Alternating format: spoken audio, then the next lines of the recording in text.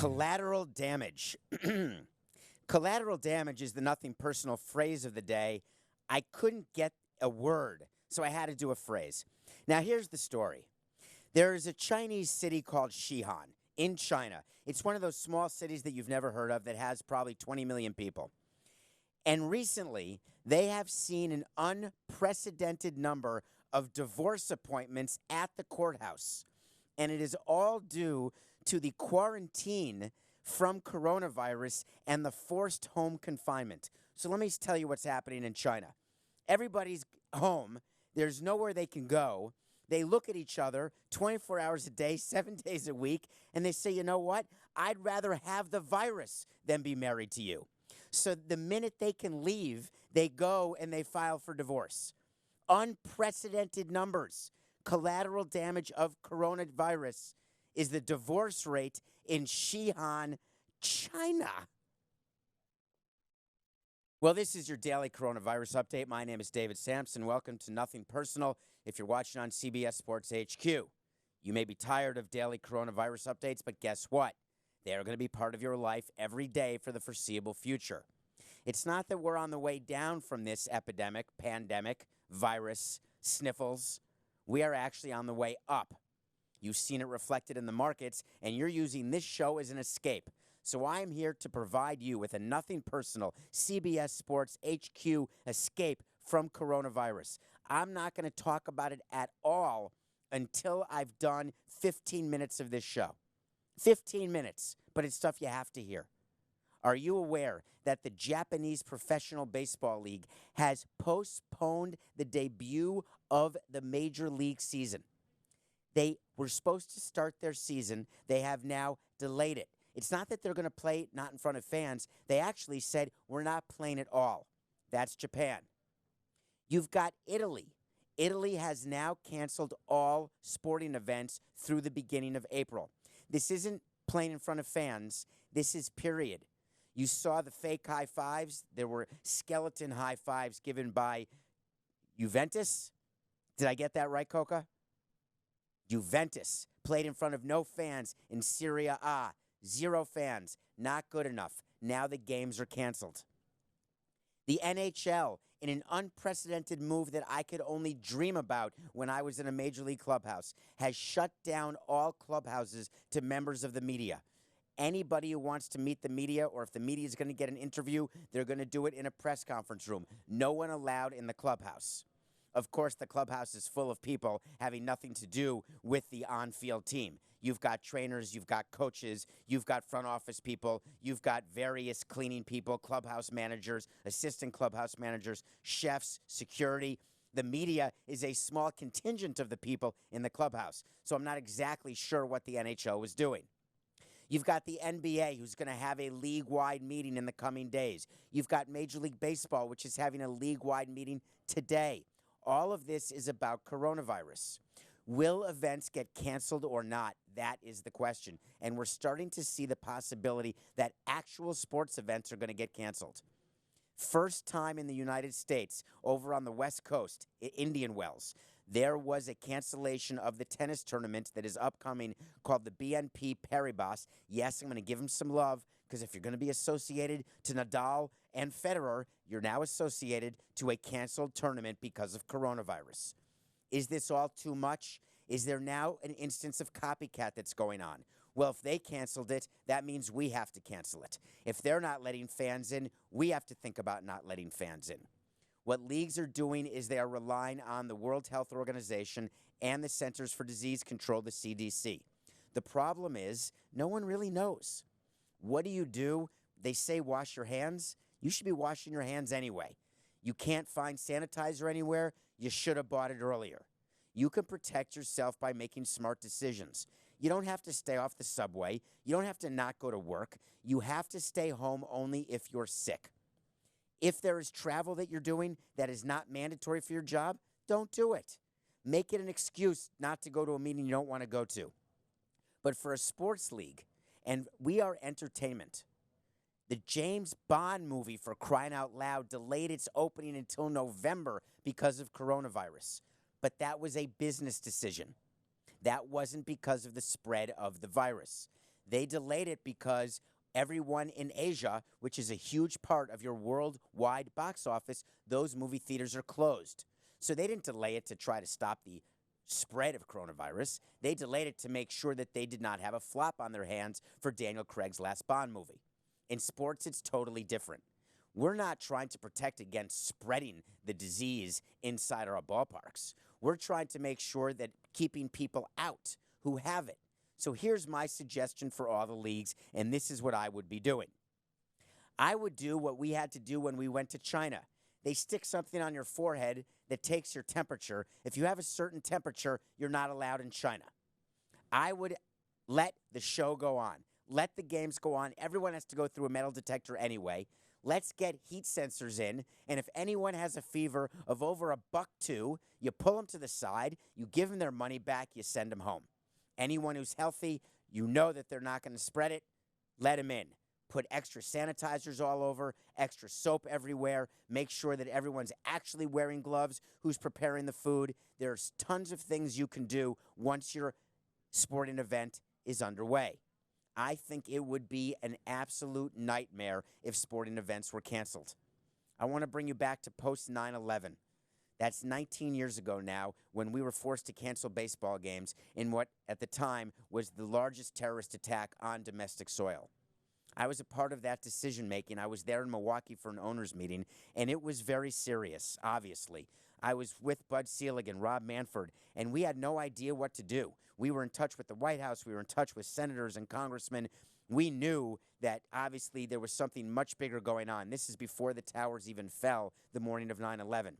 The point is we had to cancel games because at that time in our history, there was no chance that we could have proper security for our fans. There was no way that we could take police officers, fire rescue, first responders, and have them at all monitoring fans when they need to be monitoring the city or the state or the area where people are who aren't attending games. Travel at that time was shut down. The skies were literally shut down of planes. That's when you cancel games. For a pandemic like this, and yes, we're going to call it a pandemic, there are 10 things that we could do instead of going right to cancellation. And the reason I'm so against cancellation, even though I'm afraid that it's becoming inevitable, the reason I'm so against it is it becomes, as a president of a team, when I see other people do it, I'm a copycat. I look around and say, uh-oh, I call my lawyer, hey, they're canceling an event here. If I don't cancel an event and someone gets coronavirus and it can be pinned to our ballpark, do I have liability? Is there any exposure? Pun intended. Is there any exposure that I would have? Those are the types of questions that we should be talking about, not whether or not it's actually going to be postponed or whether games are going to be played without fans. I mean, LeBron already came out. I love LeBron. He's the second best player who ever played basketball behind Michael Jordan. He's got a good chance to win the MVP and the title. Wait to see. He said he would not play games in front of fans. I only play for the fans. I loved LeBron a lot more when he would watch his quotes, and he's pretty good about it. Remember the whole Daryl Morey China thing? He had a very measured quote after a long period of silence. I don't like that he said, number one, I ain't playing. I want him to use correct grammar. I want him to be an example. I'm not playing. I don't want to play. I don't want him saying, I ain't playing. That's not English. Do better, LeBron. Then you say you don't want to play because you only play for fans? Well, we sort of know that's not true. We sort of believe that your endorsements and your annual contract may be something you play for as well. So how about going public and saying this? The reason why I would prefer not to play without fans is I love the energy provided by the people in LA and wherever we play on the road. I love the feeling of the crowd noise and of people excitedly coming to games and enjoying my entertainment. However, if it is safer to play not in front of fans, then I'm going to play my best for everyone at home watching on TV, for everyone who's quarantined, everyone who has 2.5 hours a day where I can make them forget about the reality of their 401k plan, the reality of the market going down, the reality of their businesses hurting, the reality of life. I will make them forget by playing for 2.5 hours as hard as I can, even if no people are there. Why wouldn't that have been a nicer thing for LeBron to say? Sometimes I wish that he had better advisors. So Rob Manfred did something, and we touched on it to start the show, and I just want to mention how important this is, and it's not a big deal if you're not listening to Nothing Personal, but if you're tuned in and you're on CBS Sports HQ watching or downloading on YouTube, thank you, however you're enjoying this show. Rob Manfred has called, and other leagues are following suit, an emergency owners meeting to discuss the coronavirus. That is not a small task.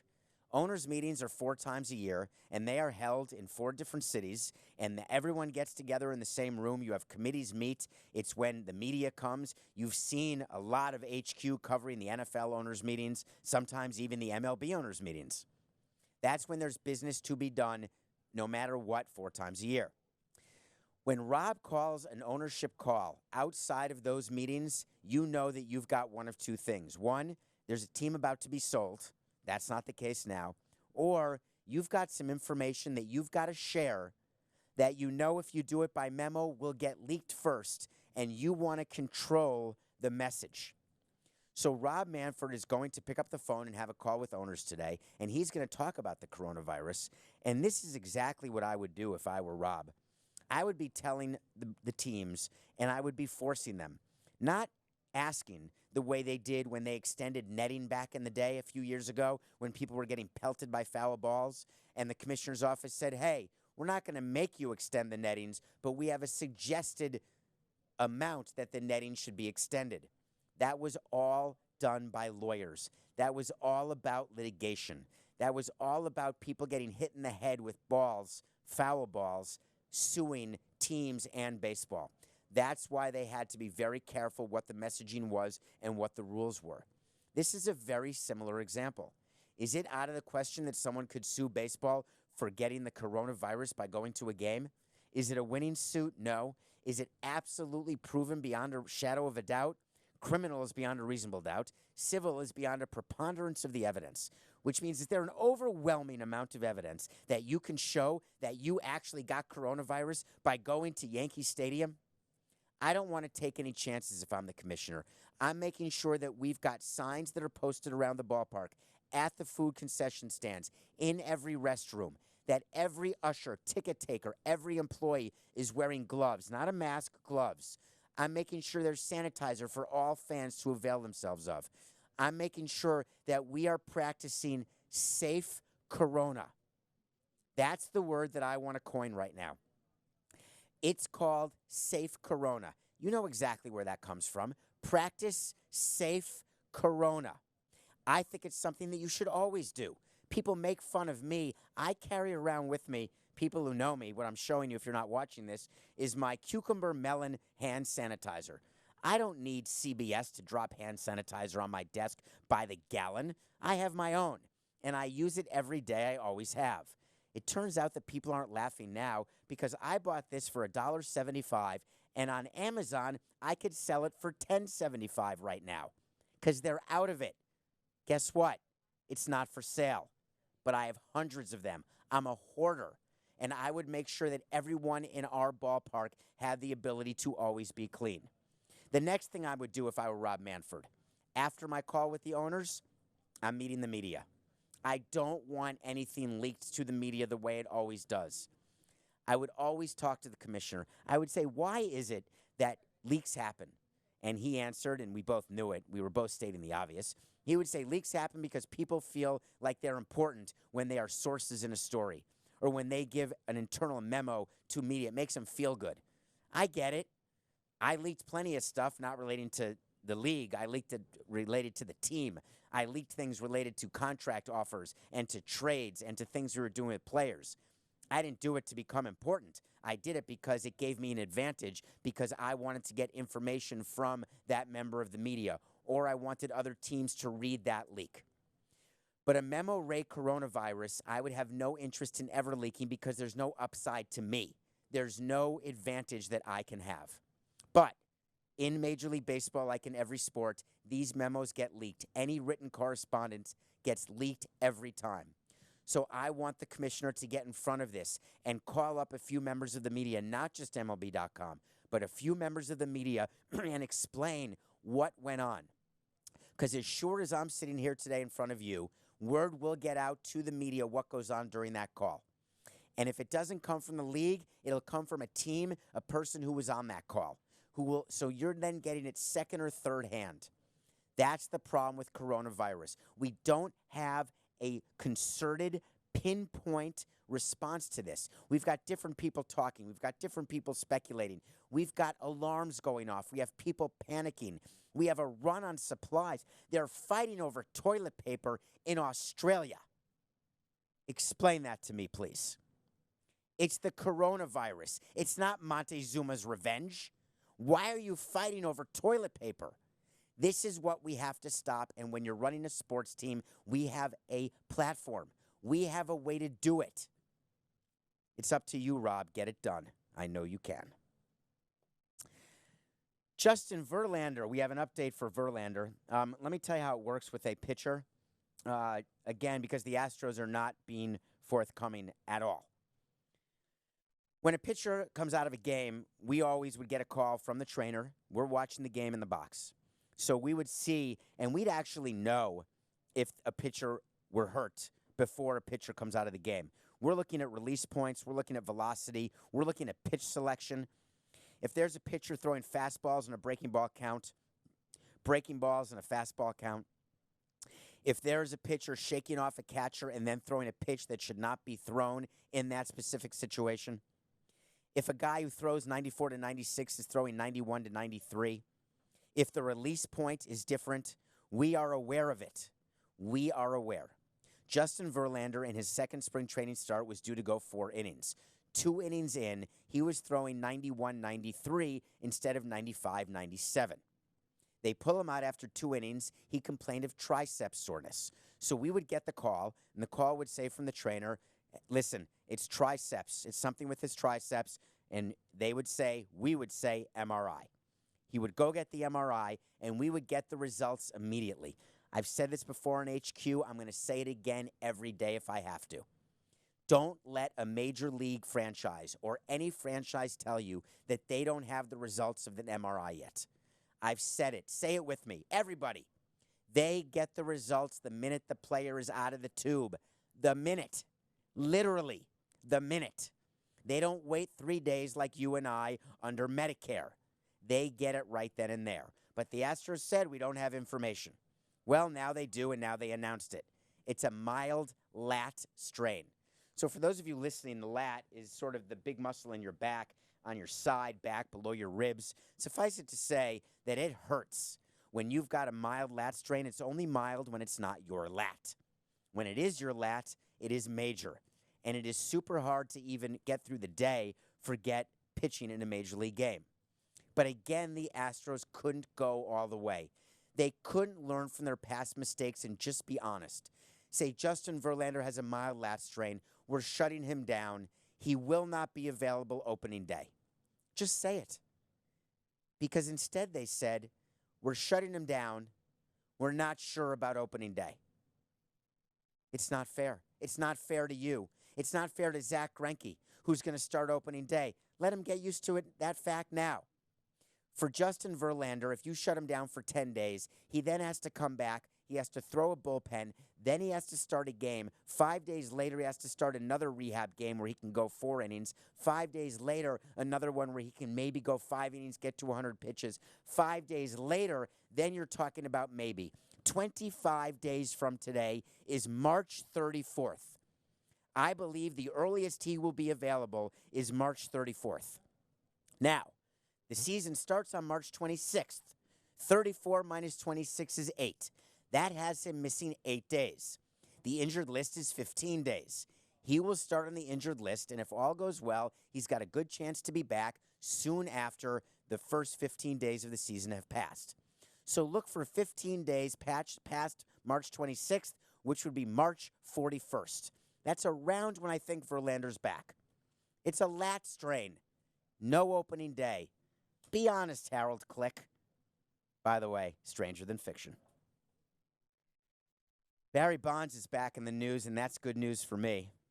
I love when Barry's in the news because I get to talk about him and talk about him as a man and him as a player, him as a coach. It's something else. He gave a huge interview, and it's like the world stopped spinning on its axis. He spoke to The Athletic, which is an outstanding service, and he gave an interview, and the writer thought he'd talk for 2 minutes. He ended up talking for an hour about himself, about hitting, and there was a huge epiphany that made big news. The epiphany is that Barry Bonds said, "I feel MLB has given me the death sentence." He talked about the fact that he's not in the Hall of Fame. He talked about the fact that he is not really involved on the field. He's a special assistant to the CEO named Larry Baer actually, Larry Baer used to be the CEO. He may not be anymore. We got to check that, actually, because he had that problem where he was suspended. He's still involved with the Giants, but he does corporate sort of meet and greets, we call them. We would get alums. We'd pay him a few shekels. We'd have him come, sign some autographs, take some pictures. That's what Barry Bonds basically does. Come to spring training, put on the uni for a couple of the days, but once the season starts, sayonara, come to the corporate sponsor lunch, and that's it. And Barry was upset about that. So I have a suggestion to you, Barry. You had an owner named Jeffrey Loria who gave you a chance. He let you become a hitting coach over the objection of every single baseball person in the organization of the Marlins, over the objection of the team president, namely me. He paid you an obscene amount of money to be a hitting coach. You were overpaid and you know it. You were overpaid so much that we had to pay you on the side. That's how overpaid you were. Breaking news. And you knew it. Why is it then that when you were the hitting coach that we saw you napping in the coach's room? Why is it that you were not the first one there, that you were not working as hard as you could to be the best hitting coach possible? I get why it's going to be hard to be impactful. I get it, Barry, because you were so good. Your hand-eye is so good. You're the best hitter who ever lived. I always said the best players can't be coaches, both in baseball, basketball, because you see the game in a way that other players don't see it. You can't say to a young hitter, how come you can't see the fact that that's a breaking ball? Well, because they can't. They're not you. But you saying that you had the death sentence, that is your own making. Do you know what your reputation was as a player? Now in the article, it says that you were ahead of your time when you had your lounge chair in the San Francisco clubhouse. That sleep was important to you. Practice, preparation. I'm not saying that you're not the greatest. What I am saying is you were not the greatest teammate, and you knew it. You were not the greatest to the media, and you knew it. You acknowledged it today in that article that you could have been nicer, that you could have had a sunnier disposition. You say that you're exiled. You feel exiled by the sport. You wonder why Alex Rodriguez has had the recovery that he's had. Do you think you would ever do a TikTok video the way A-Rod did? Coca, do we have the TikTok video on video ready to go? Do we have the TikTok video ready to go, Coca? We talked about it before the show. I'm not doing any more of the show. That's it.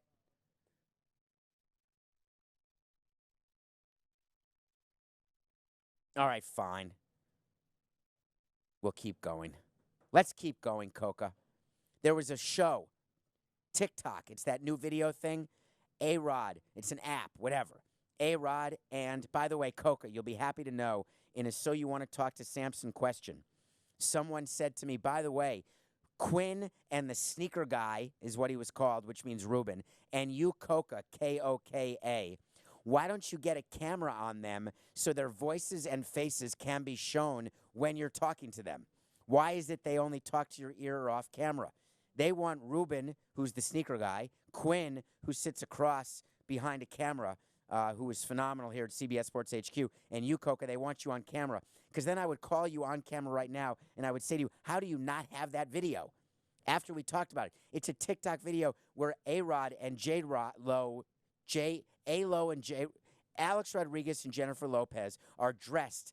He in a jacket and pants, she in a form-fitting white dress. She does a hugely sexy dance. They flip a switch. all of a sudden, she is wearing A-Rod's clothes. A-Rod is wearing that white dress, and A-Rod then does a slinky dance. I have no idea why it's getting attention. I found it to be not great to start with because A-Rod doesn't look good in white. He doesn't fill out that dress at all. And Jennifer's clothes were too big. And so they did this whole switch thing. And guess what? People are loving it, Barry. Why? Because they're being human. They're entertaining. They're getting themselves out there. They're taking chances. They're being willing to be made fun of. Barry, you were never willing to do any of those things. You took it all so seriously that now you put your feet up in a clubhouse and wonder why in your mind you've had the death sentence, why in your mind you've been exiled. It's been clear as day to everyone in this industry why that happened. And it's not too late for you. You had that chance with us years ago. You have another chance every time the sun rises. Be better, Barry. Be better.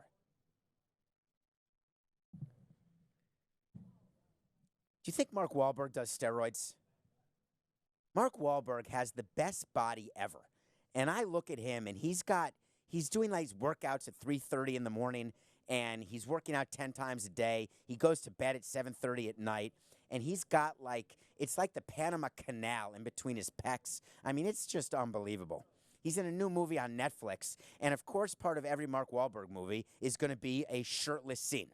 That's the only reason I'm thinking about that.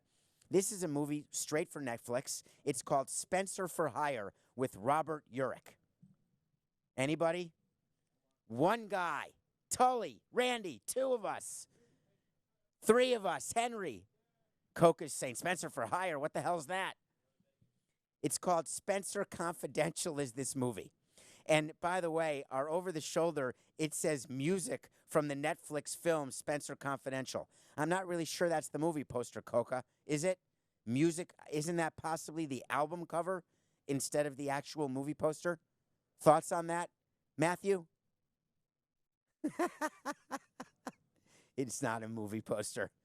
I know I'm not. He just said I'm the only person who can read what's above my shoulder, and I can see it as clear as Roberta Flack singing Killing Me Softly with his hands. It says music from the Netflix film. So Spenser Confidential is a basic cop who goes to prison for beating up his superior. That's Mark Wahlberg. He comes out of prison, and he decides to be a gumshoe. This is Mark Wahlberg getting together with Alan Arkin, who is phenomenal as his, I don't know if it's his father or his father figure, but they get together and they start solving crimes. They're looking for dirty cops, and there's drugs, everything you can imagine that is literally so, what is the word that I'm looking for, Coca? Ordinary, but that's not it. It's so run-of-the-mill. It's so expected. I can't think of it. Pedestrian is a great word, not what I was thinking of, but it really is so pedestrian, this movie. Now, it's Netflix. The price is right. It's Mark Wahlberg, half naked, which always makes it positive. There's a plot that is anywhere between boring and impossible to believe that lasts for the entire hour and a half. The music, as you can tell from our over-the-shoulder, I can't even name one song from the music from the Netflix film Spenser Confidential. I'm going to tell you all to pass. That's right, pass. If you're looking for a Mark Wahlberg movie, I'm going to draw your attention to either Boogie Nights. How about The Three Kings with George Clooney? How about Instant Family? Yeah, do the first two. Spenser Confidential. They're saying there's going to be a sequel. I hope not. Okay, we're doing a So You Want to Talk to Samson right now, and I thought this had passed, and it hadn't, and I'm getting to it immediately. There was a situation in Ottawa. Ottawa is a city. It's actually the capital. It's in Canada. Canada is the country in North America that we share, United States, Canada. Ottawa has one professional team. It's called the Ottawa Senators. They are the Miami Marlins of the NHL. They have very low revenue. They have no season ticket holders. The only difference is they have no championships, haven't won a Stanley Cup. I hope I'm right about that. They definitely haven't won two. My guess is they've won zero since I can't recall them winning. They have an owner there. His name is Eugene Melnyk. Eugene Melnick is an owner who, whenever you read articles about the worst owner in sports, his name appears next to James Dolan and Daniel Snyder. I know what you're thinking. No. If you're a former owner of a team, you're not on any list, whether it's good or bad. You're off the list. Coke, are you checking if Ottawa won a Stanley Cup? What are you doing back there? Oh, they didn't? Well, you could have just said they didn't win one. It's like I'm speaking to myself. All right, I am going to keep going. So this owner basically hires and fires people like he's taking out the garbage. 2 months ago, he hired a very good executive named Jim Little. Jim Little has great experience running companies, is a force in Ottawa and in Canada, and finally they believed that the fortunes would be turned, that the Ottawa Senators would finally become a real organization, taken seriously. They brought in a real executive. All Melnick had to do was let him do his job. So you want to talk to Samson? The Ottawa Senators fired Jim Little after 2 months on the job.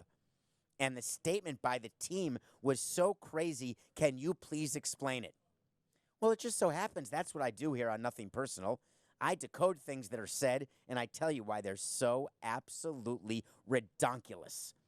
This is the statement. When the Ottawa Senators, Reed, the owner of the Ottawa Senators, dismissed Jim Little as the CEO after 2 months on the job. Unheard of. The board of directors announced, by the way, own it. Eugene Melnick, owner. I'm the owner. I decided. Put your name on the statement. Don't hide behind the board. Announced that Jim Little has been released from his duties as chief executive officer. So, whether you're writing in French or English or Japanese or Portuguese or Spanish, there's a few ways you can announce when you are shit-canning someone. You can say released from his duties. You can say fired. You can say terminated. You can say let go. I've used them all. Released from his duties, not when it's your 5th CEO in 5 years. The decision was made as a result of conduct inconsistent with the core values of the Ottawa Senators and the National Hockey League. Mr. Little's departure is effective immediately. I want to read it again. This is important. The decision was made as a result of conduct inconsistent with the core values of the Senators and the NHL. Hurry up. What do you think he did? When you read that someone got released of his duties because of conduct inconsistent with the core values, what are you thinking? Just say it. Say it. You're thinking sexual misconduct. You're thinking the Me Too movement. You're thinking pedophilia. You're thinking threesomes. You're thinking something sexual, deviant, bad. You're thinking cheating, not on a spouse. I'm talking about in hockey. Making the ice cube pucks not frozen. Something bad. But you don't say what it is? Okay. Guess what?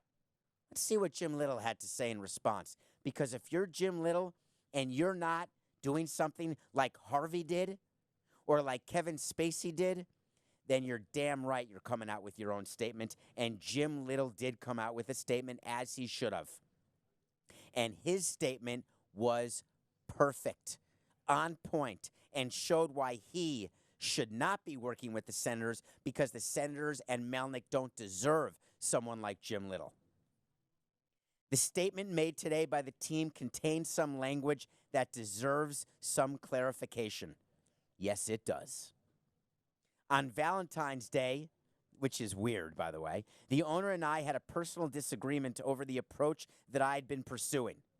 I am strong-willed. The disagreement included me using some very strong language with him over the phone, including swearing, which he did not appreciate and for which I later apologized. Let me get this clear, Jim Little. You had a phone call with your owner on Valentine's Day. Why, I don't know. Never call an owner on Valentine's Day, his birthday or his anniversary, ever, because you're going to piss off the woman in his life. And you need the woman in your owner's life to like you because the woman in the owner's life is actually the one in control of everything. Every decision that you think comes from Eugene Melnick, I got news for you. Doesn't. Don't call on Valentine's Day. That's page 4 of the president's notebook. Anyway, he called Valentine's Day. Personal disagreement that included swearing. So Jim Little told his owner to F off. He told his owner to eat S. He told his owner to pound sand. That may not be a swear. I'm not sure what he told his owner. But if it involved a swear, did he call him an a-hole? All things that we've all thought to say to our bosses but never did. And if you would say that to your boss, would you get fired? Yes, you would. But in this case, Jim Little did not get fired because he told Eugene Melnick to F off. He got fired because Jim Little had a chance of actually succeeding at doing his job. And that would be way counter to what Melnick wants. God forbid that anyone could help the Senators other than the owner himself. God forbid anyone could get credit for helping the Senators other than the owner himself. Well, I've been a part of sports for a long time, folks. And when you've got an owner that has that level of narcissism, that level of delusion, you are guaranteed to end your time in sports like Patrick Ewing and Charles Barkley. Ringless. That's it for you, Melnick. So you want to talk to Samson. Hey, how about Joe Tsai? Have you ever heard of him? He's rich, loaded. They did an announcement this weekend. I don't know if it's this weekend, maybe it was last week. The Nets, he's the owner of the Nets. He's the one who founded Alibaba. He's the one who's the billionaire who bought the team from that Russian oligarch.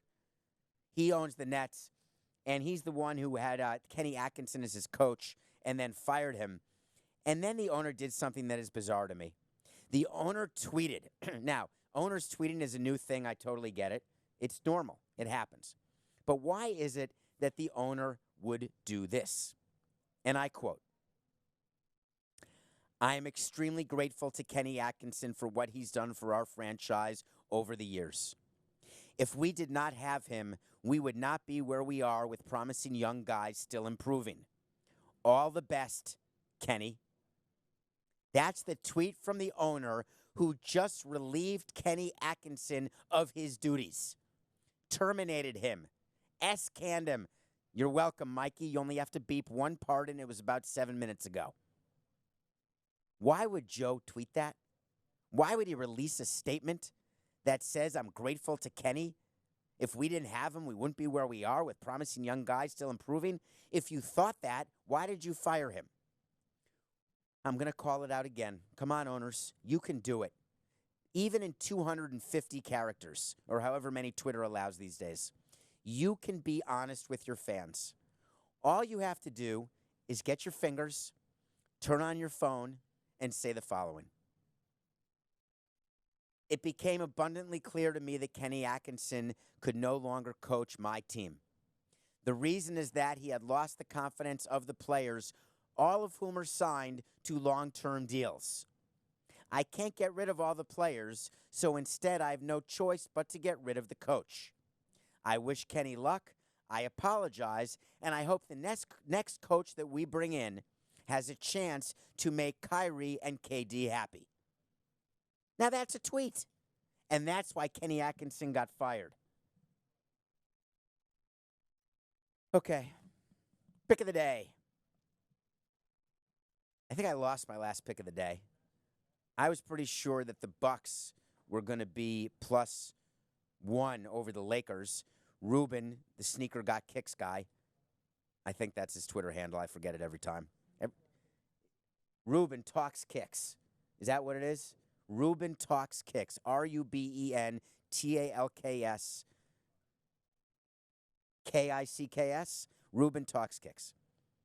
It's actually funny to read. It's all about shoes that I'll never own. I need a raise. Given where CBS's stock is, I would say that raise is not coming today, unless my name is Tony Romo. So I had the Bucks. I had Giannis. Instead, it was LeBron showing me that he's still the best player in the league. LeBron is now going to win the MVP. That was my wait to see. I lost that one. I'm now 17-24. I'm taking the Jazz. Why am I taking the Jazz 4.5 over the Raptors? Because my instinct tells me that the Raptors are going to win this game. And I'm going to now, until baseball season starts and I can start winning for you people because I want you. Actually, the best thing I could do for you is make sure you either fade me or don't play at all. But the reality is that the Jazz, 4.5 over the Raptors coming off a game last night in Sacramento, schlepping all the way to Salt Lake City, dealing with everything that goes on in Salt Lake City, the altitude. I think it's a slam dunk for the Jazz, which is a guarantee that the Raptors win this game. So if I were you, I would take the Jazz or the Raptors. Okay, I would just take the Jazz for sure. I mean, you may want to take the Raptors because I'm taking the Jazz, but I have won 17 times. So I would just definitely take the Raptors. But I'm picking the Jazz. So my Jazz. Okay, wait to see. Just forget it. Just take neither. Take the Lakers over the Bucks, giving one. That would be my best pick of the day. Okay, NFL. We got some NFL news, and it's not about Dak Prescott. It's not about Jerry Jones, shockingly. Jerry, where are you? It's been like a week since you said something stupid that I can talk about and nothing personal. Now, the contract you offered Dak, we're going to talk about. It's getting some attention, 33 large. Hold out for Russell Wilson, Dak. You can do it. Don't worry, there's no leverage against you because there's no such thing as the franchise tag. Don't be ridiculous. They'll never use that on you. So the NFL owners went public this weekend, and I wanted to talk to you about what that means. A bunch of them came out leaking, of course, because they would never put their name to it.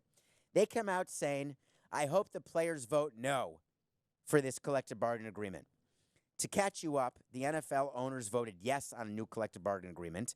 The players are now voting. There's 2,000 players, and they've got until Saturday to vote on this CBA. So 6 days from now, 5 days from now, whatever day today is, this coming Saturday. I don't even know what date that'll be. I think it'll be March 14th. So by March 14th, they have to decide whether they're going to vote for it. My wait to see is that they will definitely vote for it, but I want to explain what the NFL owners were doing, why they were leaking that they would vote no, why they want an 18-game season. The reason is they want the players to think that this deal is not as one-sided as it is. They want the players to think that if they don't vote yes for this one, that they will then go back to the table and get a worse deal. We talked about it on CBS Sports HQ today. Jack Flaherty of the St. Louis Cardinals did not accept what the Cardinals offered him. So the Cardinals said, you know what? I'm giving you 10 grand. Excuse me. Wow, that was on a live microphone without the cough button. I'm not sure if people heard that. That was some sort of vermurp. I apologize. I may have it. I need some sanitizer. Stat. Okay, sorry. I'm back. If they vote yes, that's one thing. If the players vote no, they have to go back to the table and negotiate. And you know what happens sometimes? A bird in the hand is better than two in the bush. The owners want the players to feel that if they don't vote yes, when they go back to the table, it's going to be worse. They're not going to have as much offered to them, which, by the way, is not true. It never works that way. But you make players think that. They get insecure. They don't want to miss a paycheck. They want total labor peace. So they are going to vote yes. That's my obvious way to see. But what a brilliant move by the owners. Brilliant to leak out that they would prefer it to be a no. It was all planned. It's like on Survivor when you split the vote because you're worried someone has an idol. If the ownership had come out, just picture this for me, please. Let's pretend the NFL owners voted 32-0 in favor of the new CBA. How would you feel if you were a player? Would you maybe feel that you were being taken advantage of? Have you ever tried to settle a lawsuit and the people take your first offer? I mean, if you don't have experience in this, then congratulations. But if you do like I do, there's no worse feeling than someone taking your first offer, whether it's a player or a litigant or a child, anybody. Any first offer you want to be absolutely rejected. When they accept it, it means you over-offered. So the NFL has been brilliant. They have been pointed in how they have gone about getting this CBA done. And it will end Saturday with a yes vote. Whether Aaron Rodgers likes it, whether the Pouncey twins like it, whether Richard Sherman likes it. And by the way, the NFLPA is holding votes for a new president tomorrow, as though that's going to make even an iota of difference for this CBA. And that Richard Sherman is not going to be the guy, but Eric Winston was the guy, and now it's not the guy. Players don't care about that stuff. They care about one thing only. They're not reading 456 pages of the CBA. They're looking where it says money, payroll, what their salary will be. They'll look at the new president, whoever's elected, and they'll say, for me, it was business. It was nothing personal.